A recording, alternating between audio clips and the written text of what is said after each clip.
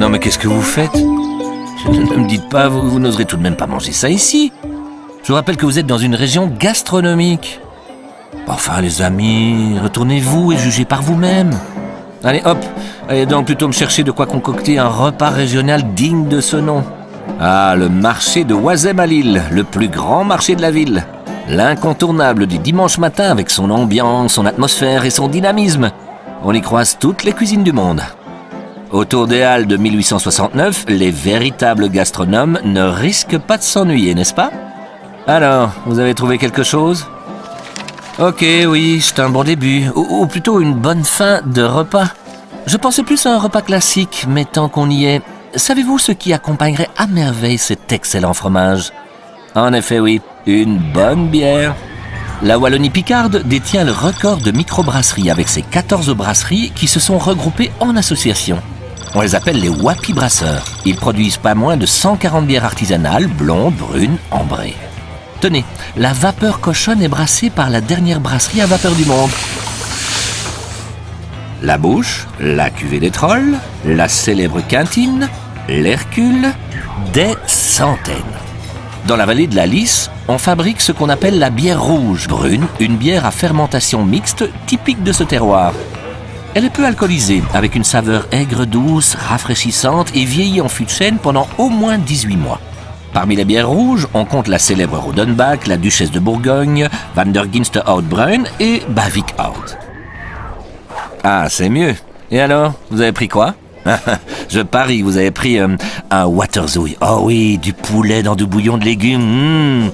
Ah non, je sais, vous avez pris un potch, le potchevlees, cette succulente terrine au veau, lapin et poule. Ou non, plutôt une carbonate flamande. Du bœuf, du pain d'épices, de la bière. Ou alors, oh non, dommage qu'on soit pas le lundi parjuré, un lapin en pruneau avec une salade tournaisienne, la spécialité sucrée-salée de Tournai. Avec des frites, évidemment. Ah mais quoi? Vous avez déjà fini? Bah alors, vous avez mangé quoi? Bon, ok. Mais pour le dessert, c'est moi qui vous guide. Allez. Bon, après un bon plat, je vous conseille la gaufre flamande, la spécialité de la région de Lille. De fines galettes fourrées au sucre, au beurre et à la vanille. Certaines sont même parfumées à la chicorée, au grand marnier ou encore au genièvre. Santé! C'est à la pâtisserie Meert, dans le Vieux-Lille, que vous trouverez les célèbres gaufres fourrées à la vanille de Madagascar. Un vrai régal. Si vous avez encore un peu de place, ne manquez pas de goûter les fameuses pralines. Invention belge du chocolatier Jean Neuhaus. Elles attirent tous les ans des amateurs du monde entier. Pour terminer, avec votre café, un spéculoos. Véritable mélange d'épices. Et si aujourd'hui il se mange dans un nombre incalculable de plats, ici, dans le Nord, on a aussi l'habitude de le tremper dans son café. Eh bien, je constate que vous avez trouvé l'endroit idéal pour terminer ce petit voyage gastronomique. Un petit digestif? C'est en 1789 que tout commence. Guillaume Claessens arrive de Menen en Belgique et achète le moulin de l'Écluse de Vambrechy pour y faire du drap de lin. Rapidement, le moulin est transformé en moulin à huile. Son fils pense avoir une bien meilleure idée et transforme l'huilerie en une distillerie de genièvre, beaucoup plus rentable.